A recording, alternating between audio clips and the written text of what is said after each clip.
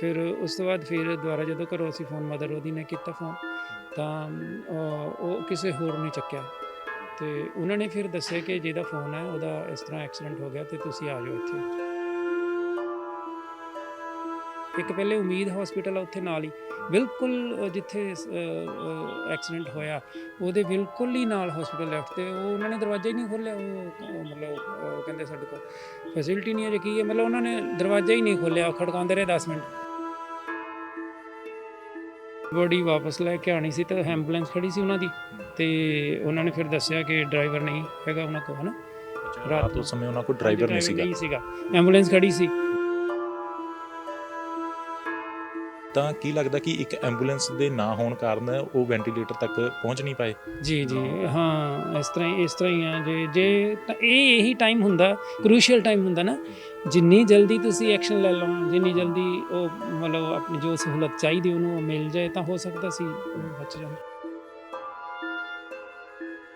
ਸਾਡੇ ਸਾਹਮਣੇ ਐਸਆਈ ਨੇ ਉਹਨੂੰ ਇਹ ਗੱਲ ਕਹੀ ਕਿ ਮਤਲਬ ਤੁਸੀਂ ਹੁਣ ਤਾਂ ਕਹਿ ਰਹੇ ਆ ਕਿ ਡੈੱਡ ਬੋਡੀ ਉਠਾ ਲਓ ਇਹ ਕਿੱਦਾਂ, ਤੇ ਜੇ ਅਸੀਂ ਤੁਹਾਡੇ ਤੇ ਐਕਸ਼ਨ ਲਈਏ ਕਿ ਤੁਹਾਡੇ ਕੋਲ ਫੈਸਿਲਿਟੀ ਨਹੀਂ ਸੀ ਜੋ ਸਾਨੂੰ ਚਾਹੀਦੀ ਸੀਗੀ, ਹੈ ਨਾ, ਉਸ ਮੌਕੇ ਤੇ ਤੁਹਾਡਾ ਐਂਬੂਲੈਂਸ ਦਾ ਡਰਾਈਵਰ ਹੀ ਨਹੀਂ ਸੀ, ਸਾਨੂੰ ਤਾਂ ਪਤਾ ਲੱਗਾ ਨਾ ਜ਼ਿਆਦਾ ਕਿ ਤੁਹਾਡੇ ਕੋਲ ਐਂਬੂਲੈਂਸ ਦਾ ਡਰਾਈਵਰ ਹੀ ਨਹੀਂ ਸੀ ਤੇ ਤੁਸੀਂ ਹੁਣ ਉੱਠ ਕੇ ਆ ਗਏ ਆ। ਜੇ ਅਸੀਂ ਐਕਸ਼ਨ ਲਈਏ ਫਿਰ ਤੁਸੀਂ ਕੀ ਕਰੋਗੇ ਦੱਸੋ।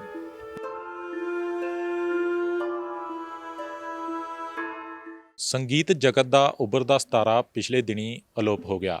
ਪੰਜਾਬੀ ਸਿੰਗਰ ਦਿਲਜਾਨ ਦੀ ਸੜਕ ਹਾਦਸੇ ਦੇ ਵਿੱਚ ਮੌਤ ਹੋ ਗਈ, ਜਿਸ ਤੋਂ ਬਾਅਦ ਪੂਰੇ ਸੰਗੀਤ ਜਗਤ ਦੇ ਵਿੱਚ ਇੱਕ ਦੁੱਖ ਦੀ ਲਹਿਰ ਦੇਖਣ ਨੂੰ ਮਿਲੀ। ਪਰਿਵਾਰਕ ਮੈਂਬਰਾਂ ਦੇ ਲਈ ਵੱਡਾ ਸਦਮਾ ਹੈ। ਪਰਿਵਾਰਕ ਮੈਂਬਰ ਕੁਝ ਵਿਦੇਸ਼ ਦੇ ਵਿੱਚ ਸੀਗੇ, ਜਿਨ੍ਹਾਂ ਦੇ ਆਉਣ ਤੋਂ ਬਾਅਦ ਦਿਲਜਾਨ ਦਾ ਸੰਸਕਾਰ ਕੀਤਾ ਜਾਵੇਗਾ। ਦਿਲਜਾਨ ਦੇ ਫਾਦਰ ਮੌਜੂਦ ਨੇ ਸਾਡੇ ਨਾਲ। ਸਭ ਤੋਂ ਪਹਿਲਾਂ ਤਾਂ ਬੜੇ ਦੁੱਖ ਦੀ ਘੜੀ ਹੈ, ਇਹ ਦੁੱਖ ਦਾ ਸਮਾਂ ਕਿ ਦਿਲਜਾਨ ਦੀ ਇਸ ਤਰੀਕੇ ਦੇ ਨਾਲ ਅਚਾਨਕ ਮੌਤ ਹੋ ਗਈ। ਪੂਰੀ ਸੰਗੀਤ ਜਗਤ, ਪੂਰਾ ਜਗਤ ਤੁਹਾਡੇ ਨਾਲ ਹੈ। ਤੁਹਾਡੀ ਲਾਸਟ ਵਾਰ ਗੱਲ ਕਦੋਂ ਹੋਈ ਸੀ ਦਿਲਜਾਨ ਦੇ ਨਾਲ? ਜਿਸ ਦਿਨ ਐਕਸੀਡੈਂਟ ਹੋਇਆ ਰਾਤ ਨੂੰ, ਉੱਥੋਂ 2 ਵਜੇ ਸਾਡੇ ਘਰੋਂ ਗਿਆ, ਸਾਰਿਆਂ ਨੂੰ ਮਿਲੇ ਹੀ ਹੈ, ਮਤਲਬ ਸਾਰੇ ਘਰ ਹੀ ਸੀ ਆਲਮੋਸਟ। ਤੇ ਉਹ ਜਲੰਧਰ ਲਈ ਗਿਆ ਸੀਗਾ ਕਿ 2 ਤਰੀਕ ਨੂੰ ਉਹਦਾ 2 ਅਪ੍ਰੈਲ ਨੂੰ ਵੀਡੀਓ ਰਿਲੀਜ਼ ਹੋਣਾ ਸੀ, ਉਹਦੀ ਪ੍ਰਮੋਸ਼ਨ ਦੇ ਸਿਲਸਿਲੇ 'ਚ ਹੀ ਉਹ ਥੋੜ੍ਹਾ ਦੌੜਾ ਭੱਜਾ ਫਿਰਦਾ ਸੀਗਾ ਤੇ ਮਿਲ ਕੇ ਗਿਆ ਸਾਰਿਆਂ ਨੂੰ ਦੱਸ ਕੇ, ਪਰ ਆ ਜਾਣਾ ਸੀਗਾ ਉਹਨੇ ਜਲੰਧਰੋਂ। ਉਸ ਤੋਂ ਬਾਅਦ ਫਿਰ ਅੰਮ੍ਰਿਤਸਰ ਲਈ ਉੱਧਰ ਹੀ ਨਿਕਲ ਗਿਆ ਉਹ। ਹਾਂਜੀ। ਇਹ ਤੁਹਾਨੂੰ ਦੱਸ ਕੇ ਗਏ ਸੀਗੇ ਕਿ ਅੰਮ੍ਰਿਤਸਰ ਜਾ ਰਹੇ ਆ? ਨਹੀਂ, ਇਹ ਗੱਲ ਨਹੀਂ ਹੋਈ ਸੀਗੀ, ਜਲੰਧਰ ਲਈ ਗੱਲ ਹੋਈ ਸੀ, ਇਸੇ ਕਰਕੇ ਇਕੱਲੇ ਗਏ ਸੀਗੇ ਕਿ ਲੋਕਲ ਆ ਤੇ ਆ ਜਾਣਾ। ਹਾਂਜੀ ਵਾਪਸ। ਹਾਂਜੀ। ਅੱਛਾ, ਹਾਦਸੇ ਦਾ ਕਾਰਨ ਅਜੇ ਪੂਰੇ ਤਰੀਕੇ ਨਾਲ ਸਪਸ਼ਟ ਨਹੀਂ ਹੋ ਸਕਿਆ ਕਿ ਕਿਸ ਚੀਜ਼ ਦੇ ਨਾਲ ਹਾਦਸਾ ਹੋਇਆ। ਕੋਈ ਪੁਲਿਸ ਦੇ ਨਾਲ ਜਾਂ ਪ੍ਰਸ਼ਾਸਨ ਦੇ ਵੱਲੋਂ ਕੋਈ ਗੱਲ ਨਿਕਲ ਕੇ ਆਈ ਬਾਹਰ? ਪੁਲਿਸ ਕਾਫੀ ਕਰ ਰਹੀ ਆਪਣੇ ਲੈਵਲ 'ਤੇ ਇਨਵੈਸਟੀਗੇਸ਼ਨਸ, ਜਿਸ ਤਰ੍ਹਾਂ CCTV ਕੈਮਰਾਜ਼ ਨੂੰ ਉਹ ਚੈੱਕ ਕਰ ਰਹੇ ਆ ਤੇ ਜੋ ਲੱਗਦਾ ਆ ਇੰਪੈਕਟ ਗੱਡੀ ਤੇ ਜੋ ਹੈ ਉਸ ਹਿਸਾਬ ਨਾਲ ਇਹੀ ਲੱਗਦਾ ਕਿ ਕਿਸੇ ਹੈਵੀ ਵਹੀਕਲ ਦੇ ਪਿੱਛੇ ਲੱਗੀ ਹੈ ਗੱਡੀ, ਮਗਰ ਲੱਗੀ, ਉਹਦੇ ਇੰਪੈਕਟ ਇੰਨਾ ਜ਼ਿਆਦਾ ਤਾਂ ਹੈਗਾ। ਜਾਂ ਤਾਂ ਉਹ ਖਰਾਬ ਹੋਏਗਾ ਜਾਂ ਖੜਾ ਸੀਗਾ ਦੇਖ ਰਿਹਾ ਸੀਗਾ ਕੁਛ ਉਹਦੇ 'ਚ ਕੋਈ ਨੁਕਸ ਪਿਆ ਹੋਵੇ, ਜਾਂ ਫਿਰ ਉਹ ਮੀਨਸ ਉਹਨੇ ਬ੍ਰੇਕ ਲਗਾਈ ਮੋਰੇ। ਇਸ ਤਰ੍ਹਾਂ 2 ਚਾਂਸਿਸ ਲੱਗਦੇ ਆ ਜੋ, ਪਰ ਕਨਫਰਮ ਜਿੰਨੀ ਦੇਰ ਆਈ ਵਿਟਨੈਸ ਨਹੀਂ, ਕੋਈ ਦੇਖਿਆ ਨਹੀਂ ਕਿਸੇ ਨੇ ਕੀ ਆ, ਉਨੀ ਦੇਰ ਤੱਕ ਕੋਈ ਕਨਫਰਮ ਕੀਤਾ ਨਹੀਂ ਜਾ ਸਕਦਾ ਕੁਛ। ਹਾਂਜੀ। ਅੱਛਾ, ਦੇਰ ਰਾਤ 2 ਵਜੇ ਦੇ ਕਰੀਬ ਹਾਦਸਾ ਹੋਇਆ। ਤੁਹਾਨੂੰ ਇਹ ਖਬਰ ਕਦੋਂ ਮਿਲੀ ਸੀ? ਕਰੀਬ ਹੋਇਆ। ਹਾਂਜੀ। ਅੱਛਾ, ਇਹ ਤੁਹਾਨੂੰ ਖਬਰ ਕਦੋਂ ਮਿਲੀ ਸੀ? ਸਾਨੂੰ ਅਸੀਂ ਟਾਈਮ ਟੂ ਟਾਈਮ ਉਹਨੂੰ ਮਤਲਬ ਟੱਚ 'ਚ ਸੀਗੇ, ਫੋਨ ਉਹਨੂੰ ਕਰਦੇ ਰਹਿੰਦੇ ਸੀ ਕਿ ਕਰਦੇ ਰਹੇ ਸੌਰੀ ਕਿ ਤੂੰ ਲੇਟ ਹੋ ਗਿਆ, ਆਇਆ ਨਹੀਂ, ਹੈ ਨਾ।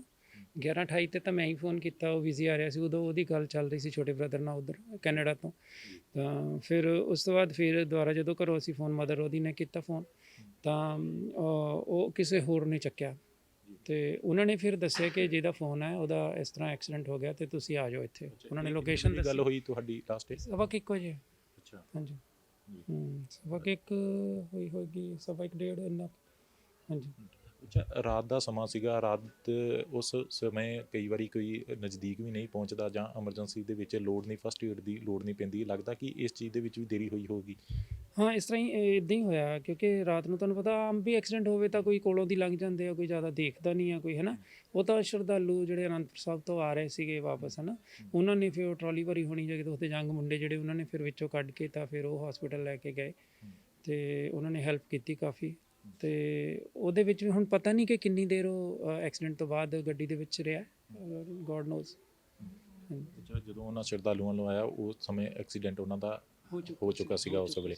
ਤੇ ਕਿਹੜੇ ਹਸਪੀਟਲ ਲੈ ਕੇ ਗਏ ਫਿਰ ਇਹਨਾਂ ਨੂੰ ਲਾਸਟ? ਉੱਥੇ ਹੀ ਲੋਕਲੀ ਰਣਜੀਤ ਹਸਪੀਟਲ, ਐਕਸੀਡੈਂਟ ਤੋਂ ਕੋਈ 1 ਕਿਲੋਮੀਟਰ ਉਰੇ ਹਸਪੀਟਲ ਸੀ। ਇੱਕ ਪਹਿਲੇ ਉਮੀਦ ਹਸਪੀਟਲ ਆ ਉੱਥੇ ਨਾਲ ਹੀ, ਬਿਲਕੁਲ ਜਿੱਥੇ ਐਕਸੀਡੈਂਟ ਹੋਇਆ ਉਹਦੇ ਬਿਲਕੁਲ ਹੀ ਨਾਲ ਹਸਪੀਟਲ ਲੈਫਟ ਤੇ ਉਹ ਉਹਨਾਂ ਨੇ ਦਰਵਾਜ਼ਾ ਹੀ ਨਹੀਂ ਖੋਲ੍ਹਿਆ। ਮਤਲਬ ਕਹਿੰਦੇ ਸਾਡੇ ਕੋਲ ਫੈਸਿਲਿਟੀ ਨਹੀਂ ਹੈ, ਜੇ ਕੀ ਹੈ, ਮਤਲਬ ਉਹਨਾਂ ਨੇ ਦਰਵਾਜ਼ਾ ਹੀ ਨਹੀਂ ਖੋਲ੍ਹਿਆ, ਖੜਕਾਉਂਦੇ ਰਹੇ 10 ਮਿੰਟ।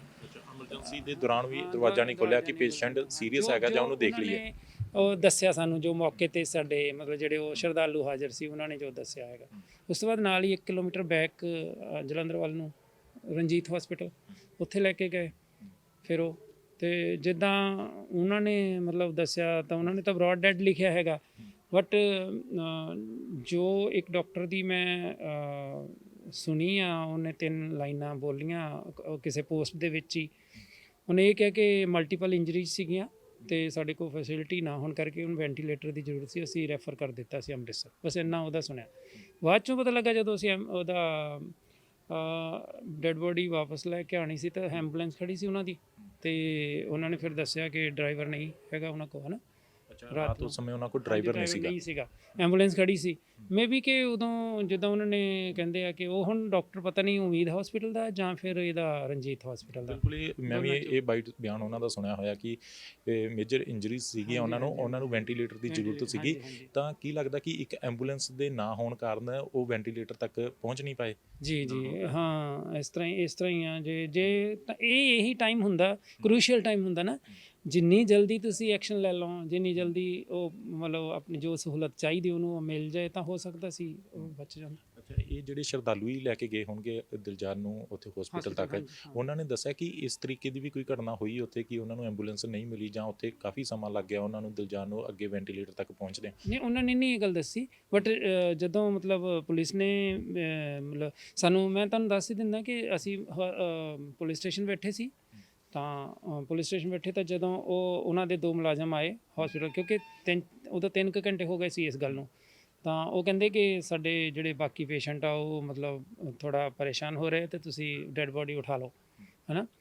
ਤੇ ਫਿਰ ਉਹਨੇ ਸਾਡੇ ਸਾਹਮਣੇ ਐਸਆਈ ਨੇ ਉਹਨੂੰ ਇਹ ਗੱਲ ਕਹੀ ਕਿ ਮਤਲਬ ਤੁਸੀਂ ਹੁਣ ਤਾਂ ਕਹਿ ਰਹੇ ਆ ਕਿ ਡੈਡ ਬੋਡੀ ਉਠਾ ਲਓ, ਇਹ ਕਿੱਦਾਂ, ਤੇ ਜੇ ਅਸੀਂ ਤੁਹਾਡੇ ਤੇ ਐਕਸ਼ਨ ਲਈਏ ਕਿ ਤੁਹਾਡੇ ਕੋਲ ਫੈਸਿਲਿਟੀ ਨਹੀਂ ਸੀ ਜੋ ਸਾਨੂੰ ਚਾਹੀਦੀ ਸੀਗੀ, ਹੈ ਨਾ, ਉਸ ਮੌਕੇ ਤੇ ਤੁਹਾਡਾ ਐਂਬੂਲੈਂਸ ਦਾ ਡਰਾਈਵਰ ਹੀ ਨਹੀਂ ਸੀ, ਸਾਨੂੰ ਤਾਂ ਪਤਾ ਲੱਗਾ ਨਾ ਜ਼ਿਆਦਾ ਕਿ ਤੁਹਾਡੇ ਕੋਲ ਐਂਬੂਲੈਂਸ ਦਾ ਡਰਾਈਵਰ ਹੀ ਨਹੀਂ ਸੀ ਤੇ ਤੁਸੀਂ ਹੁਣ ਉੱਠ ਕੇ ਆ ਗਏ ਆ, ਜੇ ਅਸੀਂ ਐਕਸ਼ਨ ਲਈਏ ਫਿਰ ਤੁਸੀਂ ਕੀ ਕਰੋਗੇ ਦੱਸੋ, ਹੈ ਨਾ ਜੀ।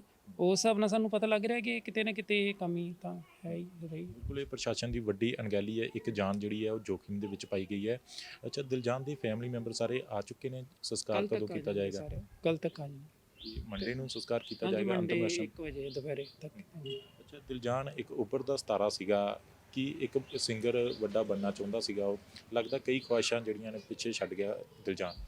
ਹਾਂਜੀ, ਜੇ ਸਿਤਾਰੇ ਦੀ ਗੱਲ ਕਰੀਏ ਤਾਂ ਮਤਲਬ ਇੱਕ ਤਰ੍ਹਾਂ ਉੱਭਰ ਹੀ ਚੁੱਕਾ ਸੀਗਾ ਉਹ, ਕਿਉਂਕਿ ਇੰਡੀਆ ਕਿਸੇ ਵੀ ਖੇਤਰ ਦੇ ਵਿੱਚ ਵਿਨ ਕਰਨਾ, ਭਾਵੇਂ ਸਪੋਰਟਸ ਹੈ, ਭਾਵੇਂ ਇਹ ਮਿਊਜ਼ਿਕ ਹੈ ਜਾਂ ਕੋਈ ਐਜੂਕੇਸ਼ਨਲ ਫੀਲਡ ਹੈ ਜਾਂ ਕੋਈ ਵੀ ਫੀਲਡ ਆ, ਇੰਡੀਆ ਤੋਂ ਟੌਪ ਕਰਕੇ ਆਉਣਾ। ਕਿੰਨੇ ਦੇਖੋ ਤੁਸੀਂ ਕਿ ਬੱਚੇ ਮਿਹਨਤ ਕਰ ਰਹੇ, ਕਿੰਨੇ ਸਿੰਗਰਸ ਹੈਗੇ, ਹੈ ਨਾ ਜੀ, ਕਰੋੜਾਂ ਹੋਣਗੇ ਜਿਹੜੇ, ਪਰ ਉਹਨਾਂ 'ਚੋਂ ਟੌਪ ਕਰਕੇ ਆਉਣਾ ਇੰਡੀਆ 'ਚੋਂ, ਉਹ ਉਦੋਂ ਹੀ ਸਿਤਾਰਾ ਹੋ ਗਿਆ ਸੀਗਾ, ਹੈ ਨਾ ਜੀ। ਉਹ ਸਟਾਰ ਉਦੋਂ ਹੀ ਬਣ ਗਿਆ ਸੀ ਜਦੋਂ ਸੁਰਸ਼ੇਤਰ ਜਿੱਤ ਕੇ ਆਇਆ ਸੀ ਇੰਡੀਆ ਤੋਂ ਵਿਨ ਕਰਕੇ, ਉਹਨੇ ਪਾਕਿਸਤਾਨ ਦੇ ਅਗੇਂਸਟ ਰਿਪਰੈਜ਼ੈਂਟ ਕੀਤਾ ਗ੍ਰੈਂਡ ਫਿਨਾਲੇ। ਤਾਂ ਉਹ ਹੁਣ ਜੋ ਸੀਗਾ, ਹੁਣ ਤਾਂ ਉਹ ਆਪਣੇ ਲੈਵਲ ਨੂੰ ਉਹਨੂੰ ਮੇਨਟੇਨ ਕਰਕੇ ਅੱਗੇ ਲੈ ਕੇ ਜਾਣ ਦੀ ਕੋਸ਼ਿਸ਼ ਕਰ ਰਿਹਾ ਸੀਗਾ, ਜੋ ਪੰਜਾਬੀ ਇੰਡਸਟਰੀ ਦੇ ਹਿਸਾਬ ਨਾਲ, ਕਿਉਂਕਿ ਜ਼ਿਆਦਾ ਰਿਹਾ ਵੀ ਬੰਬੇ ਰਿਹਾ 6 ਮਹੀਨੇ ਲਗਾਤਾਰ ਰਿਹਾ, ਹੈ ਨਾ। ਅਤੇ ਉਸ ਤੋਂ ਬਾਅਦ ਉਹਨੂੰ ਇਹ ਸੀਗਾ ਕਿ ਕਿਤੇ ਨਾ ਕਿਤੇ ਉਹਨੂੰ ਇਹ ਹੋਇਆ ਕਿ ਮੇਰਾ ਪੰਜਾਬ ਮੈਨੂੰ ਮਿਸ ਕਰ ਰਿਹਾ, ਹੈ ਨਾ, ਮੇਰੇ ਸ਼ੋਜ਼ ਜਿਹੜੇ ਪੰਜਾਬ ਦੇ ਉਹ ਮਿਸ ਹੋ ਰਹੇ, ਉੱਥੋਂ ਆਉਣਾ ਜਾਣਾ।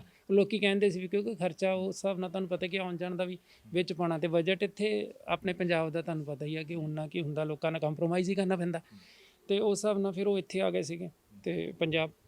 ਹਾਂ, ਅੱਛਾ, ਬੜੀ ਵੱਡੀ ਗੱਲ ਹੈ ਜਿੱਦਾਂ ਤੁਸੀਂ ਦੱਸਿਆ ਕਿ ਇੱਕ ਵੱਡੇ ਕੰਪੀਟੀਸ਼ਨ ਦੇ ਵਿੱਚ ਉਹਨੇ ਜਿੱਤ ਹਾਸਲ ਕੀਤੀ ਸੀਗੀ। ਆਸਾ ਭੋਸਲੇ ਹੁਣੀ ਵੀ ਕਹਿੰਦੇ ਨੇ ਕਿ ਮੈਂ 2 ਸਿੰਗਰਾਂ ਦੀ ਆਵਾਜ਼ ਸੁਣ ਕੇ ਰੋਈ ਹਾਂ, ਇੱਕ ਦਿਲਜਾਨ ਸੀਗਾ ਤੀਜਾ ਜਿਹਦੇ ਆਵਾਜ਼ ਤੇ ਸੁਣੇ ਰੋਏ ਨੇ। ਅੱਛਾ, ਗਾਇਕੀ ਦਾ ਸ਼ੌਂਕ ਸੀਗਾ ਉਹਨਾਂ ਨੂੰ, ਉਹ ਤੁਹਾਡੇ ਤੋਂ ਵੀ ਸ਼ਾਇਦ ਸਿੱਖਦੇ ਰਹੇ ਨੇ?